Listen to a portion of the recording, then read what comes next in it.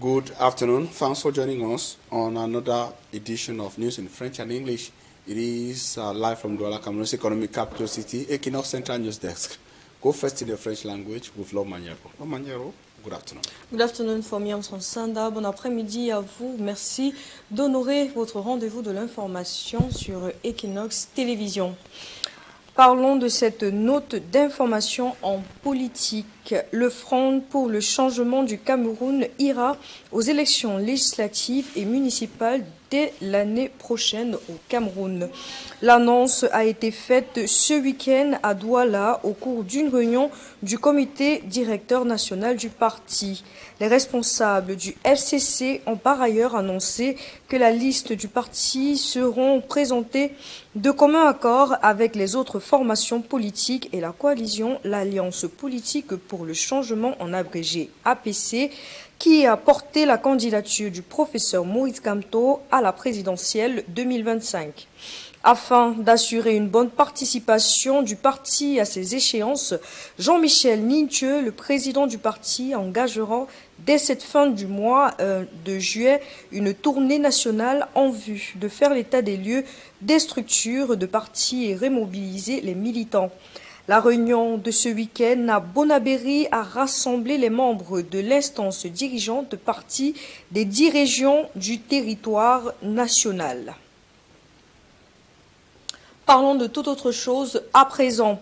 Alors qu'on n'est pas éloigné de la clôture du recensement général de la population, les personnalités de Saraï continuent à se faire recenser avec engouement, rappelant l'importance de cette opération et précisant qu'elle ne vise aucun bout inavoué. Le reportage de Joël Sengue et Gizogo. Le 4e recensement général de la population et de l'habitat et le recensement général de l'agriculture et de l'élevage se poursuivent tambour battant chez les personnalités. C'est à bras ouverts que les agents recenseurs continuent à être accueillis dans les domiciles. Bonjour. Monsieur l'agent recenseur, Encore une fois, l'importance de cette opération est mise en avant. Ce recensement va aider tout le monde. Il va d'abord aider le gouvernement à connaître quelle est la réalité de ses enfants. Et à partir de là, le gouvernement va davantage mieux rechercher les voies et les moyens pour que les Camerounais ne souffrent plus dans l'élaboration du budget. Cette opération de recensement permet d'apprécier l'état où nous nous trouvons. Pour améliorer le cadre d'habitation des populations, il faut en saisir l'état au moment où on recense. Il faut saisir les caractéristiques de l'habitat, comprendre comment les populations qui y vivent partagent les commodités. Et sur les réticences encore observées chez d'aucuns, il est indiqué qu'il s'agit d'une opération qui ne vise pas des objectifs inavoués. C'est un outil important pour le gouvernement parce qu'il lui donne un certain nombre de données qui lui permettent de planifier le développement. C'est donc un exercice crucial et ce qu'on peut dire, c'est vraiment de demander à tout le monde de participer, que les gens ouvrent leurs portes aux agents recenseurs. Ce recensement n'a pas une vocation fiscale ou autre. C'est combien nous sommes, comment nous vivons et quelles activités agricoles et piscicoles nous pratiquons. L'appel à l'engagement, notamment des parlementaires, est réitéré. J'invite aussi mes collègues élus, sénateurs comme députés, à accepter de se faire recenser et de sensibiliser les populations pour qu'elles adhèrent à cette opération parce que les résultats sont très très importants pour le gouvernement qui devra s'en servir pour définir les politiques. C'est donc jusqu'au bout que les personnalités entendent rester mobilisées pour le 4e recensement général de la population et le recensement général de l'agriculture et de l'élevage. Après les églises clandestines, le ministre de l'administration territoriale a récemment interdit les activités d'une organisation non gouvernementale accusée d'entretenir une confusion avec des Nations Unies et met en garde une autre association. Cette décision relance le débat sur l'encadrement des ONG au Cameroun. Pascal Tanké et Jéré Siopa. Les organisations non gouvernementales sont de plus en plus présentes au Cameroun. mais toutes ne respecteraient pas la réglementation d'exercice en vigueur. Le 16 juillet 2026, le ministre de l'administration territoriale, Paul Atangandi, a interdit les activités de plusieurs présumées ONG, notamment Nations Unies des droits de l'homme, police d'intervention générale, accusées d'entretenir une confusion avec les institutions de l'État et le système des Nations Unies. Une mise en garde a également été adressée à Champlain Ambassador Peace Mission, une décision qui continue d'alimenter le débat. Pour l'acteur de la société civile Pascal Tagafon, cette mesure participe à l'assainissement de l'espace associatif. Il estime que plusieurs ONG illégales contribuent à la désinformation et à des réseaux nuisibles aux intérêts du Cameroun. J'ai travaillé longtemps dans les droits de l'homme. C'était dans le sens de briser tous les mensonges que les ONG internationales viennent monter contre nos pays qui se battent. On aura toujours des faux qui viennent se mixer dans le bien. Le gouvernement ne peut pas avoir tous les éléments. Et on aura toujours des faux qui viennent. Et on travaille longtemps en Europe aussi. Ayant un peu vu comment ça se passe dans tous ces couloirs, j'aurais dit qu'il faudrait une enquête qui ne se limite pas au Cameroun. Et aller mettre le doigt sur place de là où ils viennent et de ce qu'ils viennent faire sur place. De son côté, l'analyste politique Bussen Leba appelle à un renforcement du cadre juridique afin de mieux encadrer les organisations non gouvernementales, tout en veillant à préserver celles qui exercent légalement leurs activités. A bill can be passed on issues of NGOs as such. They can be sanctioned and their activities, all NGOs should be duly registered and their activities should be duly monitored. We saw the fake decision of appointment of vice president in our country. To tell you that some of these NGOs, they are people who support the functionalities of some of these NGOs. And I think that they are agenda and pace setter. Cette décision intervient quelques jours après les mesures prises par le MINAT contre plusieurs églises exerçant illégalement au Cameroun dans le cadre d'une vaste opération d'assainissement de l'espace associatif et religieux. Œuvre unique, mémoire vivante des Grassfields. La chaise à 3 pieds est un symbole phare d'une culture qui interpelle les hommes à l'enfance dans la région de l'Ouest. Suivant ce reportage de Leclerc Takem. Dans la région de l'Ouest, chaque famille a son secret et le plus grand s'appelle le corps, la chaise à 3 pieds, un héritage lourd légué par les ancêtres. Chaque chaise est unique, chaque sculpture raconte l'histoire, les valeurs, l'effigie d'une communauté. Mais attention, tout le monde n'a pas le droit de s'asseoir dessus, toucher le corps, sans y être autorisé, c'est défier les ancêtres, et cela peut porter malheur. Si vous ne l'avez pas fait, vous ne pouvez pas tenter. Vous tentez, ça, sur le plan traditionnel, vous aurez des problèmes. Donc on ne peut prendre que celui qui a donné. Ce jour est pour lui. Le voici à moitié nu, en bandoulière, son sac. À l'intérieur, le trésor, la longue pipe à tabac. Il n'est plus un enfant, accompagné de son père et du cercle des initiés. Il entre dans la cour. Le silence se fait. On le saisit par les bras, on compte et on le dépose sur le siège sacré. Donc quand il vient chez moi, c'est sur ce chèque qu'il doit s'asseoir parce qu'il est déjà d'une autre dimension. Et nous réservons ça pour lui au niveau de la famille. En cet instant précis, il achète son autonomie. Il quitte le statut de fils pour devenir chef de famille. Depuis, j'étais encore l'enfant de papa et de maman. À partir de ce soir, je dois devenir un enfant indépendant qui doit aller fonder sa famille, faire des enfants et faire certaines cérémonies rituelles chez lui, chez moi-même.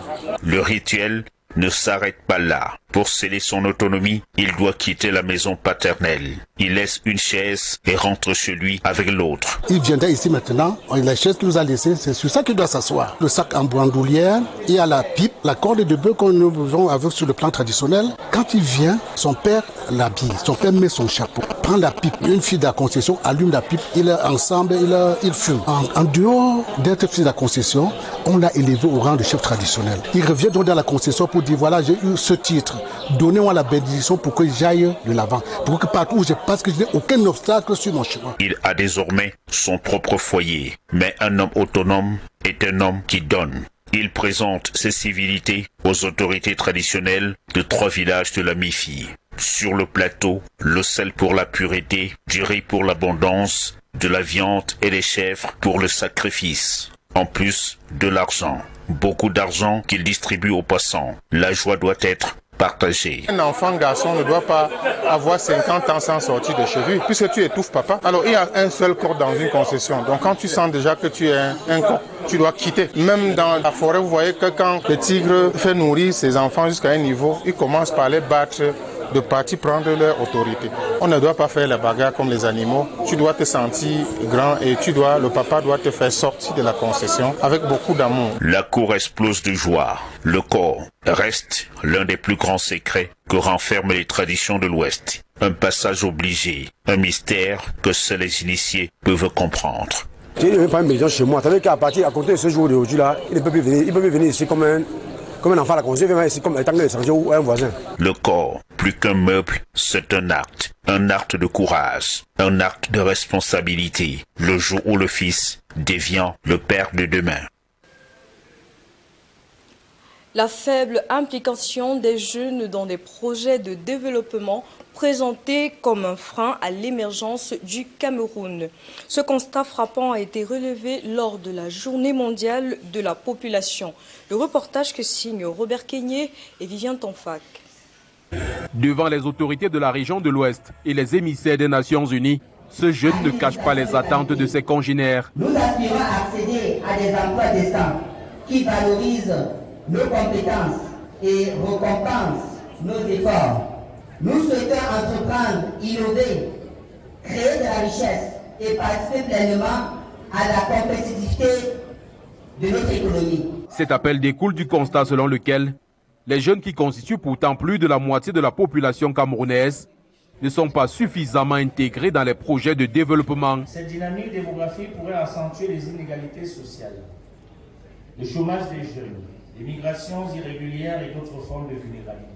Le représentant du gouverneur de la région de l'Ouest reconnaît qu'une population majoritairement jeune aurait pu constituer un pilier solide pour bâtir un avenir certain. Cette réalité démographique représente une formidable opportunité de développement à condition que nous soyons capables d'investir durablement dans le capital humain, de créer des emplois décents, de garantir un accès équitable à une éducation de qualité, à la santé, y compris la santé sexuelle et reproductive, ainsi qu'à des opportunités économiques adaptées aux défis de notre époque. Si elle est convenablement accompagnée, elle deviendra un puissant moteur de croissance économique, de cohésion sociale et de développement durable. Ces observations ont été faites lors de la 37e édition de la Journée mondiale de la population, célébrée sous le thème « Réaliser les espoirs et les aspirations des jeunes, aujourd'hui et pour demain ». Ce thème, particulièrement évocateur, nous rappelle que les jeunes ne constituent pas seulement les bénéficiaires des politiques publiques. Ils en sont également les principaux acteurs et les premiers bâtisseurs de l'avenir de notre pays.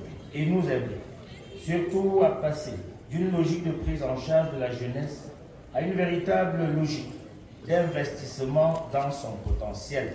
Les aspirations des jeunes ne doivent plus être perçues comme de simples attentes, mais comme un puissant levier de transformation économique, sociale et institutionnelle de notre nation. Des outils ont été remis aux organisations de jeunes de divers secteurs pour lancer des activités génératrices de revenus. Le 12h bilingue se poursuit en langue anglaise avec Fomi Armstrong-Sanda. Good afternoon, Fomi. Good afternoon, Lomanyako. Ladies and gentlemen, good afternoon. We're glad you're staying with us in the second segment of news. We begin in the northwest region of Cameroon at a time when governments around the world are struggling to move services online for effective delivery. Councils in the northwest region of Cameroon are still lagging behind. Just about 50% of municipal councils across the region have services online present with pages as well as websites for easy access by local inhabitants. Within this challenging context, the National Agency for Information and Telecommunications, ANTIC in Cameroon, is fighting to bridge the digital gap and divide in the region. It was in the course of a training exercise grouping representatives of municipal councils in Bamenda, chief town of the northwest region of Cameroon, that the statistics were reviewed. Mustela was part of the event and compiled the following report. Only 17 out of 35 councils in Cameroon's northwest region have websites, according to the National Agency for Information and Communication Technologies, ANTIC. Just 12 councils maintain Facebook pages, leaving many residents with limited access to online information and services. For citizens, digital governance remains a distant promise, characterized by long queues, paperwork, and repeated visits to council offices. I've never visited any council website because I believe that there is no council website. I've never seen any council website before. So if I need any council service, I normally go to their office, go and do whatever I want to do. Maybe I want to follow my younger one, be certificate, or I want to buy a convenience stamp for concours and all the like. For 3 days, Antique is training mayors and council IT administrators in Bamenda to move councils from simple online presence to functional digital service platforms. After this seminar, after this workshop, the skills that are going to acquire during the seminar help drive the figures we are seeing in terms of the number of councils with the website, the number of councils with the Facebook page, which will enable them to better leverage the transformative potential of ICTs in their daily operation to drive productivity and enhance public service delivery to the council. For citizens in the Northwest region, the success of digital transformation will not be measured by the number of websites launched or social media pages created, but by whether technology finally reduces the distance between councils and the population they serve. And after generated widespread reactions following a decision to close down illegally operating churches in Cameroon, Cameroon's Minister of Territorial Administration, Paul Atanganji, has again ignited public debate following a separate decision to close some non-governmental organizations in Cameroon and also sending warning signals to others. The minister's decision is being viewed by civil society actor Pascal Tagia Fomenkong as applaudable and in line with measures to perfect the operation of things within the territory of Cameroon. And also political actor and commentator Dr. Busi Niba says it is imperative for a legal framework to be put in place to facilitate the operations of non-governmental organizations. All of their views are crossed by reporter Malak Glory in the following report. The decision of Cameroon's Minister of Territorial Administration to ban the activities of some non-governmental organizations continue to generate converging and diverging reactions in Cameroon. Civil society actor Pascal Fomenkong Tagia says Minister Tanganji is on the right path to a new Cameroon that has long been awaited, void of chaos and disorder. An NGO that exists for so long, that is employing Cameroonians, paying salaries to Cameroonians, we need to make sure that really the decision is coming as the right decision for what has to happen. But Cameroon is a gold. Cameroon just have some dust, and the time to clean that dust is getting here, and we see the beauty of our country. On his part, Busi Neba, a political actor, thinks that laws must be put in place in order to control the activities of non-governmental organizations in the country. A bill can be passed on issues of NGOs as such. They can be sanctioned, and their activities, all NGOs should be duly registered and their activities should be duly monitored. We saw the fake decision of appointment of vice president in our country to tell you that some of these NGOs, they are people who support the functionalities of some of these NGOs. And I think that they are agenda and pace setter. This closely follows another decision from the Minister of Territorial Administration to ban illegal churches in Cameroon. Delayed payments, low wages, and inadequate pensions are some of the challenges rocking workers across Cameroon.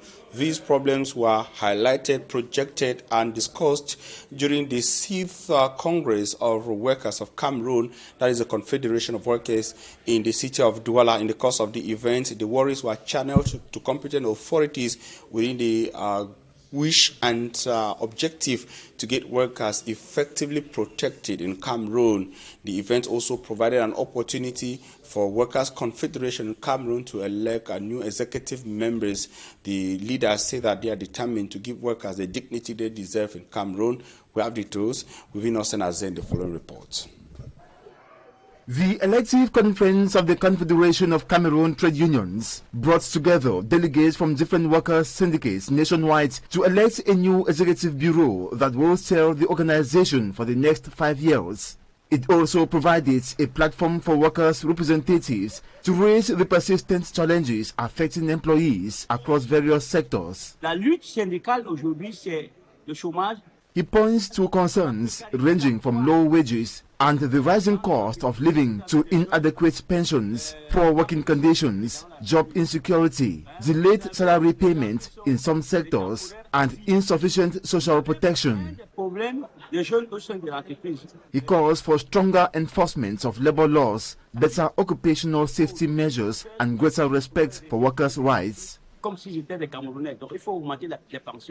the end of the proceedings, delegates renewed their confidence in Abraham Baboule, re-electing him as president of the Confederation of Cameroon Trade Unions for another 5-year mandate.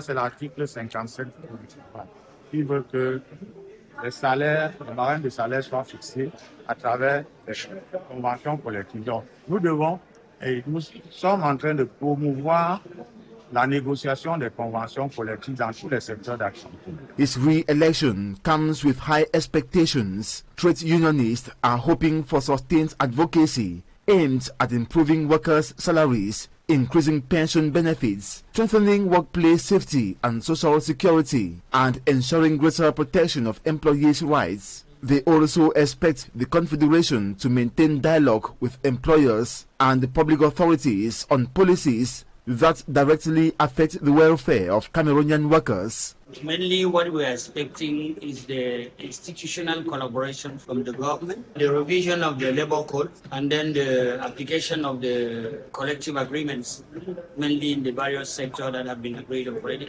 Because the situation what we are facing is that we have signed collective agreement in some field of activities, but managers are not willing to apply them in some sectors. We are expecting from the government to reinforce the control so that the collective agreements that have already been signed be applied in companies. And in the other hand is to avoid to enter in the division of the unions. As the new executive bureau begins its mandate, the responsibility now rests on President Abraham Baboule and his team to translate the conference resolutions into concrete action.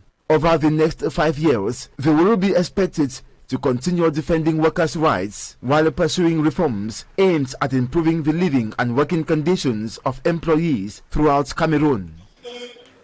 That was the Seat Congress of the Confederation of Workers' Trade Unions across Cameroon in the city of Douala that provided an opportunity for them to assess the problems and common challenges, then charting a way forward with a new team put in place. Now, traditional rulers, some of the FACO in the southwest region have called on administrative authorities to always give their place and to endeavor to respect the fact that they were there even before the coming of the administrators. They say that their call is motivated by concerns of traditional rulers sidelined by some administrators amid disunity even among custodians of cultures and traditions across Cameroon. The call is contained in the following report compiled by Rexafon from Boya. For years now, chiefs in the FACO division and in Cameroon in general have often complained over being relegated when it comes to vital issues of territorial administration. The supreme power of chiefs seems to have been cut off significantly, and much of it handed to administrators who use them to the maximum, most often to the disadvantage of the local leaders. Should give us our place. Because we are not fighting with anybody. Before the colonial master came, the colonial institutions were there.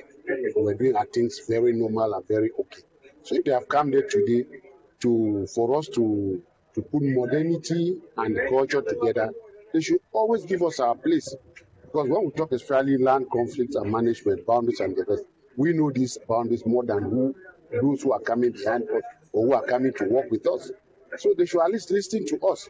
For the Bakuri people, some elites think the gaps of disunity have been heavily infiltrated by non-natives who now use it to their advantage to cause much trouble. For too long, people have been taking advantage of our tribe because they feel we are not together and we can't fight and we can't be together.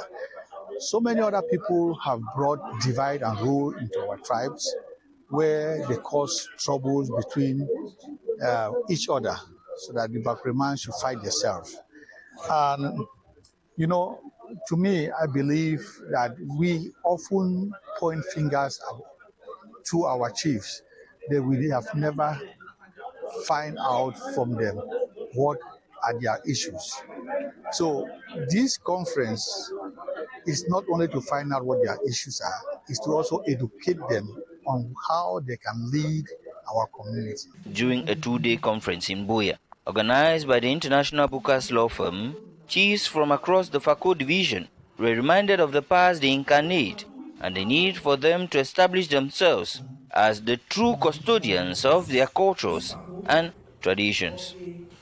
And that's where we put an end to this edition of the news on Équinoxe television, ladies and gentlemen. We thank you immensely. Now, urging you to continue to stay with Équinoxe as interesting programs continue. Regarding information, at 6 p.m., you're going to be having a fresh dose of news, all in the English language, and at 8 p.m., a full edition in the French language. Laure Maniero and I will be back here tomorrow at 7 a.m., God willing. On se voit demain à 7h. Rendez-vous demain à 7h pour Miam son standard. Rendez-vous demain à 7h, mesdames et messieurs. Restez attentifs, nos programmes se poursuivent sur Équinoxe Télévision. Bonne journée.